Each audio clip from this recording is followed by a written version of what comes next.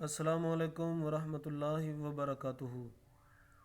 Apex group of colleges on line test system میں تاریخ اسلام کے پیپر اے کیٹیگری کے حصہ انشائیہ کی ڈسکشن کے لیے حافظ عبدالغفار رضوی آپ سے مخاطب ہوں۔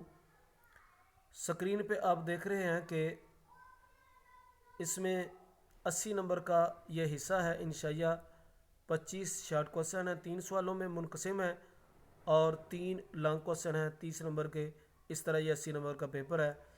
تو پہلا سوال ہے جی، درج ذیل سوالوں کے مختصر جوابات دیجیے۔ نمبر 1، کس کی وفات کے بعد زیدیہ فرقہ وجود میں آیا؟ حضرت زید بن علی کی وفات کے بعد۔ جنگ قادسیہ میں ایرانی اور مسلم قائدین کے نام لکھیے۔ جنگ قادسیہ میں ایران کی طرف سے رستم تھا لیڈر، اور مسلمانوں کی طرف سے حضرت سعد بن ابی وقاص رضی اللہ تعالی عنہ لیڈر تھے۔ حضرت امیر معاویہ کے والدین کے نام لکھیے۔ حضرت امیر معاویہ کے والد صاحب کا نام حضرت ابو سفیان تھا، اور آپ کی والدہ کا نام حضرت ہندہ، جو فتح مکہ کے موقع پہ مسلمان ہو گئے تھے رضی اللہ تعالیٰ عنہما۔ جنگ قادسیہ کے فریقین لکھیں۔ جنگ قادسیہ مسلمانوں اور ایرانیوں کے درمیان ہوئی تھی۔ اس میں مسلمانوں کی طرف سے لیڈر تھے حضرت سعد بن ابی وقاص، اور ایرانیوں کی طرف سے رستم تھا۔ خوارج کے 2 عقائد بیان کیجیے۔ خارجیوں کے 2 عقیدے۔ حضرت مولا علی رضی اللہ تعالیٰ عنہ کے لشکر سے یہ خارجی الگ ہو گئے تھے، اور ان کے نظریات بہت غلط تھے، کفریہ تھے۔ حضرت مولا علی رضی اللہ تعالیٰ عنہ نے ان کے خلاف جنگ بھی لڑی۔ ان کے عقائد بہت غلط تھے اور یہ بدتمیز کرتے تھے۔ کہتے تھے پہلا عقیدہ کہ حاکم یعنی فیصلہ کرنے والی صرف خدا کی ذات ہے، اس کے علاوہ کسی انسان کو حاکم ماننا شرک ہے۔ دوسرا کہتے تھے گناہ کبیرہ کا ارتکاب کفر ہے، اور جو اسلام قبول کرنے کے بعد کفر کرے وہ مرتد اور واجب القتل ہے، لہذا گناہ کبیرہ کے مرتکب بھی قتل کیے جا سکتے ہیں۔ اس طرح ان کے اور عقیدہ تھے۔ امیر معاویہ کا انتخاب بھی یہ غلط مانتے تھے، ان کو بھی معاذ اللہ کافر مانتے تھے، اور حضرت علی کو بھی۔ یہ ان کے بدتمیز عقائد تھے۔ دیوان البرید کسے کہتے ہیں؟ دیوان البرید ڈاک کے محکمے کو کہتے ہیں، پیغام رسانی والے محکمے کو دیوان البرید کہتے ہیں۔ اگلا سوال ہے جی، ارتداد کا مطلب کیا ہے اور یہ مسئلہ کس دور میں پیش ہے؟ ارتداد کا مطلب ہوتا ہے مرتد ہونا، اپنی بات سے پھر جانا، یعنی اسلام قبول کرنے کے بعد دوبارہ کافر ہو جانا، معاذ اللہ اسے مرتد ہونا کہتے ہیں۔ نبی پاک کی وفات کے بعد حضرت ابو بکر صدیق رضی اللہ تعالیٰ عنہ کے زمانے میں یہ مسئلہ پیش آیا تھا۔ غزوہ اور سریہ میں کیا فرق ہے؟ ایسی جنگ جس میں نبی کریم صلی اللہ علیہ وسلم بنفس نفیس شریک ہوئے اس کو غزوہ کہتے ہیں، اور ایسی جنگ جو نبی پاک صلی اللہ علیہ وسلم نے لشکر بھیجا خود ہو لیکن آپ اس میں شریک نہیں ہوئے، اسے سریہ کہتے ہیں۔ اگلا سوال نمبر 3 ہے، اس میں بھی 8 شارٹ کوسچن ہیں۔ سوال ہے جی، عبد الملک کے 2 عظیم کارنامے بیان کیجیے۔ عربی کو سرکاری درجہ دینا اور رومیوں کے درہم اور دینار کے مقابلے میں اسلامی سکہ جاری کرنا، یہ عبد الملک کے عظیم 2 کارنامے ہیں۔ غزوہ موتا میں کون کون سے جرنیل شہید ہوئے؟ غزوہ موتا میں حضرت عبداللہ بن رواحہ، حضرت جعفر طیار اور حضرت زید بن حارثہ، یہ عظیم جرنیل شہید ہو گئے۔ حضرت عمر اور حضرت علی کو کس کس نے قتل کیا؟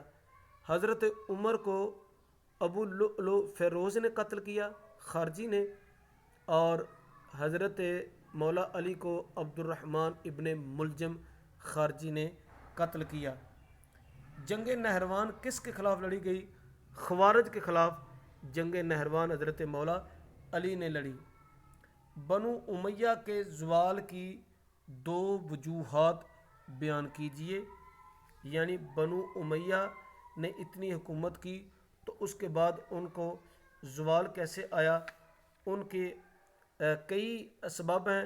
پہلا یہ ہے جی سانحہ کربلا، اور دوسرا سبب یہ ہے کہ خلافت اسلامیہ کی ملوکیت میں تبدیلی ہو گئی تھی۔ اور بھی کئی اسباب ہیں لیکن سوال میں صرف دو وجوہات پوچھی گئی ہیں۔ کون سا شہر اموی خلفاء کا دارالحکومت تھا؟ ملک شام کا شہر دمشق، دمشق ان کا دارالحکومت رہا۔ اگلا سوال ہے جی، ثقیفہ بنو سعدہ سے کیا مراد ہے؟ نبی کریم صلی اللہ علیہ وآلہ وسلم کے انتقال کے بعد انصار مدینہ بنو سعدہ کی بیٹھک میں اس جگہ جمع ہوئے تھے اور کوئی صلاح مشورہ کر رہے تھے امیر بنانے کا، تو حضرت ابو عبیدہ بن جراح اور حضرت ابو بکر صدیق ادھر گئے اور جا کے ان کو سمجھایا، اور وہاں پھر بالاتفاق انصار و مہاجرین نے حضرت ابو بکر صدیق کے ہاتھ پہ بیعت کی۔ تو اس واقعہ کو ثقیفہ بنو سعدہ کے نام سے یاد کیا جاتا ہے۔ توابین کون تھے جی؟ ایک صحابی سلیمان بن سرد کی قیادت میں کوفہ کی تحریک جو سانحہ کربلا پر توبہ کرنے والوں کے نام سے مشہور ہوئی، ان کو توابین کہا جاتا ہے۔ اگلے سوال میں 9 شارٹ کوسچن ہے جی۔ پہلا جی، باغ فدق کا مسئلہ کیا تھا؟ حضرت نبی کریم صلی اللہ علیہ وسلم کے پاس وقف کا ایک باغ تھا خیبر کے قریب میں، تو سرکار اس کی آمدنی، اس کو جو ٹھیکے پہ دیا ہوا تھا، تو اس کی آمدنی وقف کے کاموں میں اور اپنے گھر کے کاموں میں استعمال کرتے تھے۔ سرکار کے انتقال کے بعد حضرت ابو بکر صدیق رضی اللہ تعالیٰ عنہ نے فرمایا کہ جو اللہ کے جو رسول ہوتے ہیں وہ کوئی دنیا داری اپنی وراثت میں نہیں چھوڑتے، لہٰذا اس کو وقف کے مال میں رکھا، اور یہ پھر خلیفہ اس کو اوقاف کے کاموں میں استعمال کرتا رہا، اور اس کے بعد حضرت عمر بن عبدالعزیز نے وہ بنو ہاشم کو دے دیا۔ یہ باغ فدق کا مسئلہ ہے جی۔ سوال نمبر 2، جنگ اجنادین میں متحدہ لشکر کا کمانڈر کون بنا؟ حضرت خالد بن ولید رضی اللہ تعالی عنہ۔ حضرت ابو بکر صدیق نے جن غلامان کو آزاد کرایا ان کا نام لکھیں۔ ان میں حضرت بلال حبشی رضی اللہ تعالی عنہ کا نام زیادہ ہے، حضرت صہیب رومی اور دیگر چند ایک غلام تھے جن کو حضرت ابو بکر صدیق رضی اللہ تعالی عنہ نے خرید کر اسلام کے لیے وقف کر دیا اور ان کو آپ نے آزاد کر دیا تھا، حضرت بلال حبشی، حضرت صہیب رومی اور دیگر چند ایک۔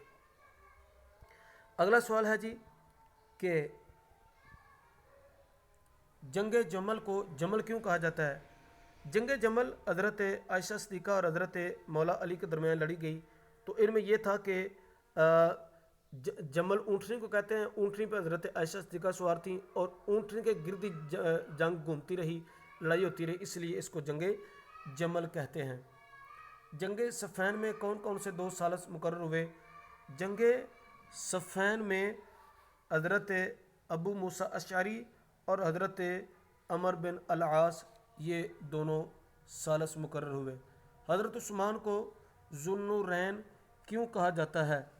حضرت عثمان غنی رضی اللہ تعالیٰ عنہ کے نکاح میں نبی کریم صلی اللہ علیہ وآلہ وسلم کی 2 بیٹیاں حضرت رقیہ اور حضرت ام کلثوم یک کے بعد دیگرے آئیں، ان دونوں کی وجہ سے آپ کو ذو النورین، 2 نوروں والا کہا جاتا ہے۔ جبرالٹر کسے کہتے ہیں؟ جبرالٹر کا مطلب جبل الطارق، اسے جبرالٹر بھی کہتے ہیں، جبل الطارق، یعنی وہ جگہ جہاں حضرت طارق بن زیاد نے اسپین میں جا کے ڈیرا لگایا تھا، تو اس جگہ کو جبل الطارق یا جبرالٹر کہا جاتا ہے۔ مفتاح الخیر کسے کہتے ہیں اور کیوں؟ مفتاح الخیر سلیمان بن عبد الملک کو کہتے ہیں، اس لیے کہ اس نے حضرت عمر بن عبدالعزیز کو اپنا جانشین مقرر کیا، اور حضرت عمر بن عبدالعزیز نے پوری دنیا میں انصاف برپا کر دیا، اس لیے سلیمان بن عبد الملک کو مفتاح الخیر کہتے ہیں۔ اگلا سوال ہے جی، صاحب البرید کے کیا فرائض ہوتے ہیں؟ صاحب البرید، پہلے دیوان البرید کہتے ہیں، ڈاک کے محکمے کو اور پیغام رسانی کے محکمے کو. تو جو پیغام رسانی کے اس محکمے کا ہیڈ ہوتا ہے اسے صاحب البرید کہتے ہیں. اس طرح جی یہ 25 شارٹ کوشچن ہو گئے.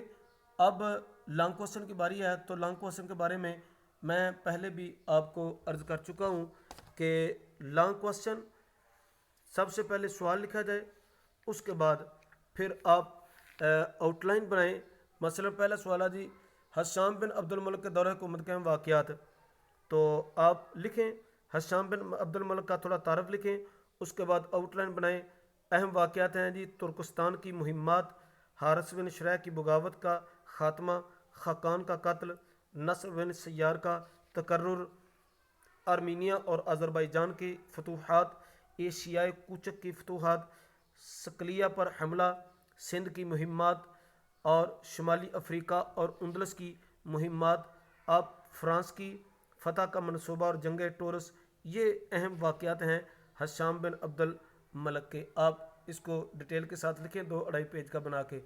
اگلا سوال ہے جی مروان بن محمد بنو امیہ کا آخری عظیم حکمران تھا, اس کی بحث کیجیے جی. بنو امیہ کا آخری حکمران مروان ثانی اس کو کہتے ہیں. تو یہ سیرت کے اعتبار سے آخری ہمت اور شجاعت اور مستقل مزاجی میں کسی بھی اعلیٰ امی حکمران سے کم نہیں تھا. تخت نشینی کے بعد اس نے تمام مشکلات, مصائب اور پیچیدہ مسائل کا نہایت ہی خندہ پیشانی سے مقابلہ کیا. لیکن چونکہ حالات اس طرح تھے اس نے بہت زیادہ مقابلہ کیا. عباسی تحریک اس وقت عروج پہ تھی. محمد بن علی عباسی باہر آگے تھے. ابو مسلم خراسانی اپنی ریشہ دوانیاں اس کی عروج پہ تھیں. امام ابراہیم کا قتل, ابو العباس صفا کی جانشینی اور عباسیوں کا خروج. اس طرح یہ ہر چیز پہ فتح حاصل کرنا اور ہر چیز پہ قابو پانا یہ مروان ثانی کا ہی کام ہے. سوال نمبر 3 ہے جی بنو امیہ کے زوال کے اسباب. بنو امیہ کے زوال کے اسباب لکھنے ہیں. تو سب سے پہلے سوال لکھیں بنو امیہ کے نے 90 سال حکومت کی, اور اس کے بعد پھر بنو امیہ کیوں زوال پذیر ہو گئے. خلافت اسلامیہ کی ملوکیت میں تبدیلی, یہ ہو گیا تھا سانحہ کربلا. ولی عہدی کا نظام بدتر ہو گیا تھا. قبائلی اور نسلی عصبیتوں کا ظہور ہو گیا تھا. بنو ہاشم اور بنو امیہ کی قدیم آویزش دوبارہ سر اٹھا گئی. موالی غیر عرب مسلمانوں کی وہ عربیوں سے ناراضگی تھی. ایرانیوں کی عرب دشمنی, ظالم گورنر حجاج وغیرہ. سپہ سالاروں اور اراکین سلطنت کی رسوائی کی گئی, جیسے طارق بن زیاد, موسیٰ بن نصیر, قتیبہ بن مسلم, ان کو ذلیل کیا گیا. محمد بن قاسم وغیرہ. اخلاقی زوال تھا ان میں. بزرگان دین کی روش سے وہ بدل گئے تھے. حکمران طبقے کی نااہلی ہو گئی تھی اور اینڈ عباسی دعوت زور پکڑ گئی. یہ تھے جی بنو امیہ کے زوال کے اسباب. اس طرح آپ نے ان سوالوں کو حل کرنا ہے. السلام علیکم ورحمۃ اللہ وبرکاتہ.